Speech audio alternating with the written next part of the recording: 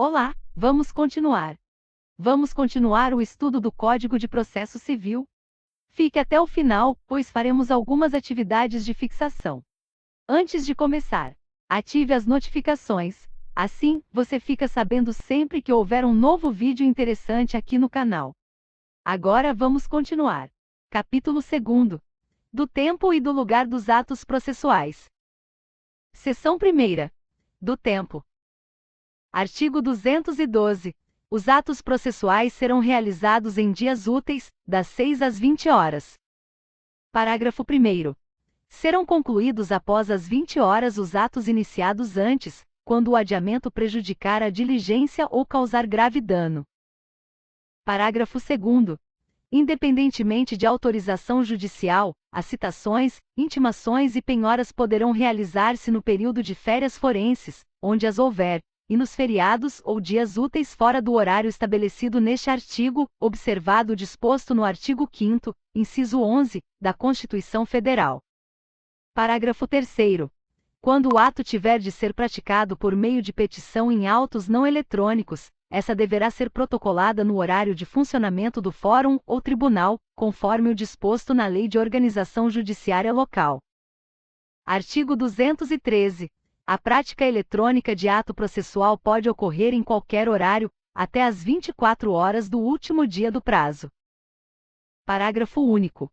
O horário vigente no juízo perante o qual o ato deve ser praticado será considerado para fins de atendimento do prazo. Artigo 214. Durante as férias forenses e nos feriados, não se praticarão atos processuais, excetuando-se: inciso 1º. Os atos previstos no artigo 212, parágrafo 2º. Inciso 2º. A tutela de urgência. Artigo 215. Processam-se durante as férias forenses, onde as houver, e não se suspendem pela superveniência delas. Inciso 1º. Os procedimentos de jurisdição voluntária e os necessários à conservação de direitos, quando puderem ser prejudicados pelo adiamento. Inciso 2º. A ação de alimentos e os processos de nomeação ou remoção de tutor e curador. Inciso 3º. Os processos que a lei determinar. Artigo 216. Além dos declarados em lei, são feriados, para efeito forense, os sábados, os domingos e os dias em que não haja expediente forense. Seção 2ª. Do lugar. Artigo 217. Os atos processuais realizar-se-ão ordinariamente na sede do juízo, ou, excepcionalmente, em outro lugar em razão de deferência, de interesse da justiça, da natureza do ato ou de obstáculo arguido pelo interessado e acolhido pelo juiz. Capítulo 3º. Dos prazos. Seção 1ª. Disposições gerais. Artigo 218. Os atos processuais serão realizados nos prazos prescritos em lei. Parágrafo 1º. Quando a lei for omissa, o juiz determinará os prazos em consideração à complexidade do ato. Parágrafo 2º. Quando a lei, ou o juiz não determinar prazo, as intimações somente obrigarão a comparecimento após decorridas 48 horas. Parágrafo 3º. Inexistindo preceito legal ou prazo determinado pelo juiz, será de 5 dias o prazo para a prática de ato processual a cargo da parte. Parágrafo 4º. Será considerado tempestivo o ato praticado antes do termo inicial do prazo. Artigo 219. Na contagem de prazo em dias, estabelecido por lei ou pelo juiz, computar-se-ão somente os dias úteis. Parágrafo único. O disposto neste artigo aplica-se somente aos prazos processuais. Artigo 220. Suspende-se o curso do prazo processual nos dias compreendidos entre 20 de dezembro e 20 de janeiro, inclusive. Parágrafo 1º. Ressalvadas as férias individuais e os feriados instituídos por lei, os juízes, os membros do Ministério Público, da Defensoria Pública e da Advocacia Pública e os auxiliares da Justiça exercerão suas atribuições durante o período previsto no caput. Parágrafo 2º.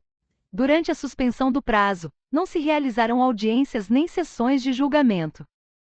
Artigo 221. Suspende-se o curso do prazo por obstáculo criado em detrimento da parte ou ocorrendo qualquer das hipóteses do artigo 313, devendo o prazo ser restituído por tempo igual ao que faltava para sua complementação. Parágrafo único. Suspendem-se os prazos durante a execução de programa instituído pelo Poder Judiciário para promover a autocomposição, incumbindo aos tribunais especificar, com antecedência, a duração dos trabalhos. Artigo 222. Na comarca, seção ou subseção judiciária onde for difícil o transporte, o juiz poderá prorrogar os prazos por até 2 meses. Parágrafo 1º. Ao juiz é vedado reduzir prazos peremptórios sem anuência das partes. Parágrafo 2º. Havendo calamidade pública, o limite previsto no caput para prorrogação de prazos poderá ser excedido. Artigo 223. Decorrido o prazo, extingue-se o direito de praticar ou de emendar o ato processual, independentemente de declaração judicial, ficando assegurado, porém, a parte provar que não o realizou por justa causa. Parágrafo 1º. Considera-se justa causa o evento alheio à vontade da parte, e que a impediu de praticar o ato por si ou por mandatário. Parágrafo 2º. Verificada a justa causa, o juiz permitirá à parte a prática do ato no prazo que lhe assinar. Artigo 224. Salvo disposição em contrário, os prazos serão contados excluindo o dia do começo e incluindo o dia do vencimento. Parágrafo 1º. Os dias do começo e do vencimento do prazo serão protraídos para o primeiro dia útil seguinte, se coincidirem com o dia em que o expediente forense for encerrado antes ou iniciado depois da hora normal ou houver indisponibilidade da comunicação eletrônica. Parágrafo 2º. Considera-se como data de publicação o primeiro dia útil seguinte ao da disponibilização da informação no Diário da Justiça eletrônico. Parágrafo 3º. A contagem do prazo terá início no primeiro dia útil que seguir ao da publicação. Artigo 225. A parte poderá renunciar ao prazo estabelecido exclusivamente em seu favor, desde que o faça de maneira expressa. Artigo 226. O juiz proferirá. Inciso 1º. Os despachos no prazo de 5 dias. Inciso 2º. As decisões interlocutórias no prazo de 10 dias. Inciso 3º. As sentenças no prazo de 30 dias. Artigo 227. Em qualquer grau de jurisdição, havendo motivo justificado, pode o juiz exceder, por igual tempo, os prazos a que está submetido. Artigo 228. Incumbirá ao serventuário remeter os autos conclusos no prazo de 1 dia e executar os atos processuais no prazo de 5 dias, contado da data em que. Inciso 1º. Houver concluído o ato processual anterior, se lhe foi imposto pela lei. Inciso 2º. Tiver ciência da ordem, quando determinada pelo juiz. Parágrafo 1º. Ao receber os autos, o serventuário certificará o dia e a hora em que teve ciência da ordem referida no inciso 2º. Parágrafo 2º. Nos processos em autos eletrônicos, a juntada de petições ou de manifestações em geral ocorrerá de forma automática, independentemente de ato de serventuário da Justiça. Artigo 229. Os litisconsortes que tiverem diferentes procuradores, de escritórios de advocacia distintos, terão prazos contados em dobro para todas as suas manifestações, em qualquer juízo ou tribunal, independentemente de requerimento. Parágrafo 1º. Cessa a contagem do prazo em dobro se, havendo apenas 2 réus, é oferecida defesa por apenas um deles. Parágrafo 2º. Não se aplica o disposto no caput aos processos em autos eletrônicos. Artigo 230. O prazo para a parte, o procurador, a advocacia pública, a defensoria pública e o Ministério Público será contado da citação, da intimação ou da notificação. Artigo 231. Salvo disposição em sentido diverso, considera-se dia do começo do prazo. Inciso 1º. A data de juntada aos autos do aviso de recebimento, quando a citação ou a intimação for pelo correio. Inciso 2º. A data de juntada aos autos do mandado cumprido, quando a citação ou a intimação for por oficial de justiça. Inciso 3º. A data de ocorrência da citação ou da intimação, quando ela se der por ato do escrivão ou do chefe de secretaria. Inciso 4º. O dia útil seguinte ao fim da dilação assinada pelo juiz, quando a citação ou a intimação for por edital. Inciso 5º. O dia útil seguinte à consulta ao teor da citação ou da intimação ou ao término do prazo para que a consulta se dê, quando a citação ou a intimação for eletrônica. Inciso 6º. A data de juntada do comunicado de que trata o artigo 232, ou, não havendo esse, a data de juntada da carta aos autos de origem devidamente cumprida, quando a citação ou a intimação se realizar em cumprimento de carta. Inciso 7º. A data de publicação, quando a intimação se der pelo Diário da Justiça impresso ou eletrônico. Inciso 8º. O dia da carga, quando a intimação se der por meio da retirada dos autos, em carga, do cartório ou da secretaria. Parágrafo 1º. Quando houver mais de um réu, o dia do começo do prazo para contestar corresponderá à última das datas a que se referem os incisos 1º a 4º do caput. Parágrafo 2º. Havendo mais de um intimado, o prazo para cada um é contado individualmente. Parágrafo 3º. Quando o ato tiver de ser praticado diretamente pela parte ou por quem, de qualquer forma, participe do processo, sem a intermediação de representante judicial, o dia do começo do prazo para cumprimento da determinação judicial corresponderá à data em que se der a comunicação. Parágrafo 4º. Aplica-se o disposto no inciso 2º do caput à citação com hora certa. Artigo 232. Nos atos de comunicação por carta precatória, rogatória ou de ordem, a realização da citação ou da intimação será imediatamente informada, por meio eletrônico, pelo juiz deprecado ao juiz deprecante. Seção 2ª. Da verificação dos prazos e das penalidades. Artigo 233. Incumbe ao juiz verificar se o serventuário excedeu, sem motivo legítimo, os prazos estabelecidos em lei. Parágrafo 1º. Constatada a falta, o juiz ordenará a instauração de processo administrativo, na forma da lei. Parágrafo 2º. Qualquer das partes, o Ministério Público ou a Defensoria Pública, poderá representar ao juiz contra o serventuário, que injustificadamente exceder os prazos previstos em lei. Artigo 234. Os advogados públicos ou privados, o defensor público e o membro do Ministério Público devem restituir os autos no prazo do ato a ser praticado. Parágrafo 1º. É lícito a qualquer interessado exigir os autos do advogado que exceder prazo legal. Parágrafo 2º. Se intimado, o advogado não devolver os autos no prazo de 3 dias, perderá o direito à vista fora de cartório e incorrerá em multa correspondente à metade do salário mínimo. Parágrafo 3º.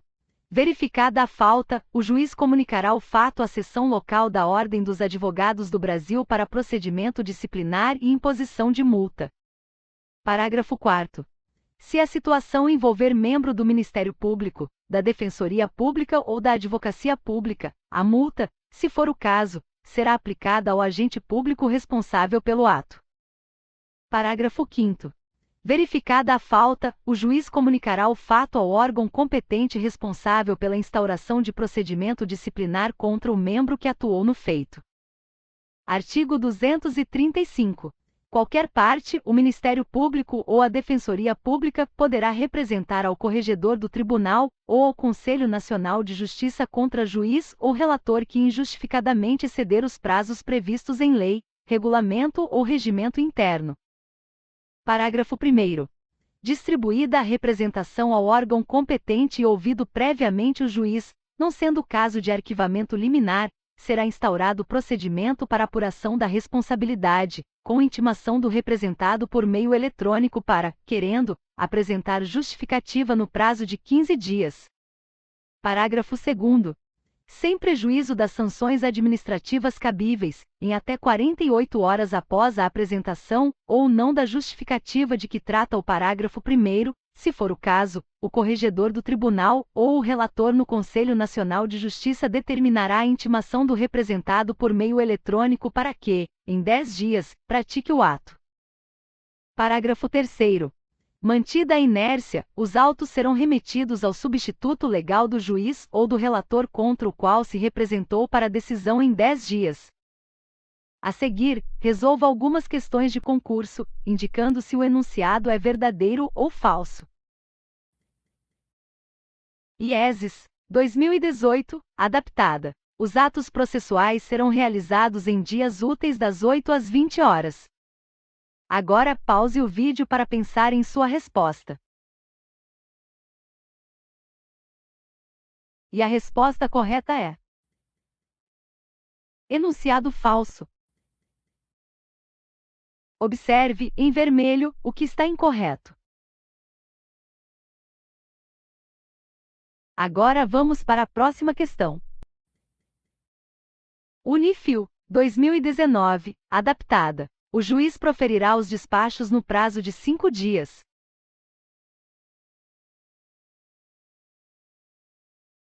E a resposta correta é: enunciado verdadeiro. Para concluir, vamos para a última questão.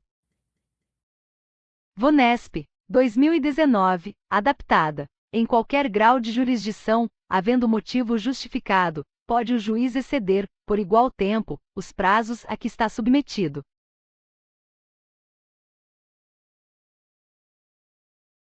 E a resposta correta é: enunciado verdadeiro.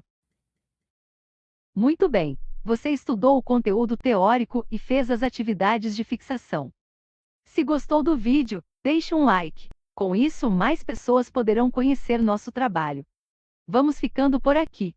Obrigada. Nos vemos em breve.